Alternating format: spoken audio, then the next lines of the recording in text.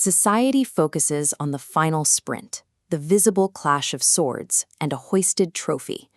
We fixate on the arena because that is where the drama is easiest to see.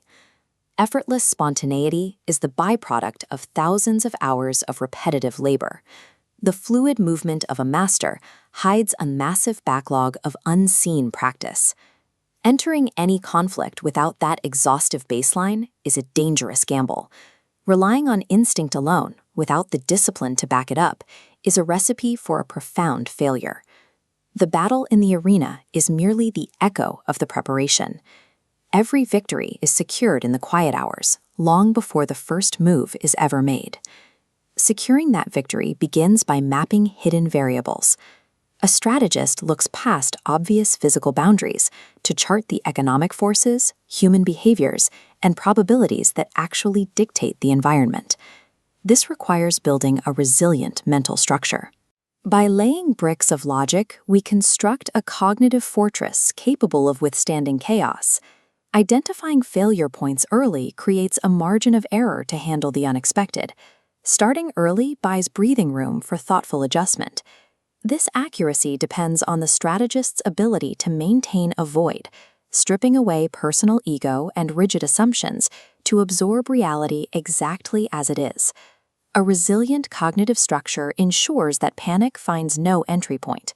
When the environment eventually shifts, the mind remains steady and the plan intact. The first move marks a transition where the blueprint hits the physical world and stored potential energy converts into kinetic momentum.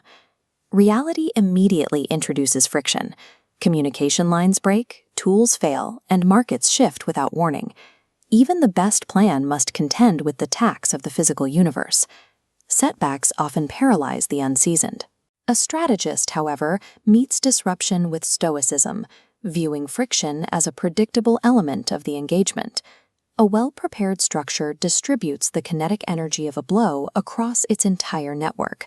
It absorbs the impact without shattering the overall mission. This resilience is a product of engineering, not luck. The ability to endure the harshness of reality is designed during the unseen hours of the preparation phase. Under extreme stress, conscious decision-making often fails. We fall to the level of our ingrained training rather than rising to meet the occasion with new ideas. This is where the mechanics of habit take over. When panic narrows the mind's focus, pre-programmed muscle memory maintains the strategy's momentum. Strategy in motion requires continuous, silent calibrations. The system makes microscopic adjustments in real time, navigating the fog of war without halting. If a primary route is blocked, a prepared mind executes a seamless pivot. Because contingencies were drafted early, a tactical dead end becomes a calculated ambush from a new direction.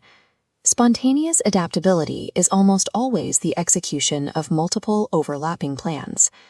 The master wins by having already lived the conflict 1,000 times in their preparations. The end of the immediate conflict is not the end of the strategy.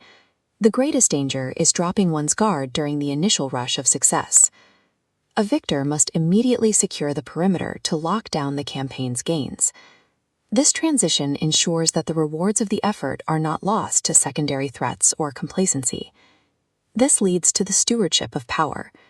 The same discipline required to win the battle is now needed to govern influence and resources without being corrupted by them. Winning is tactical calculation, but holding victory requires moral clarity. True mastery builds a legacy that outlasts the conflict itself. The highest utility of preparation is the creation of durable harmony. We train and build strength to ensure that chaos never dictates the terms of our lives. This philosophy is a moral posture, a decision to respect tomorrow enough to serve it today through unyielding discipline. When the world eventually applauds your sudden brilliance, you alone will know the truth.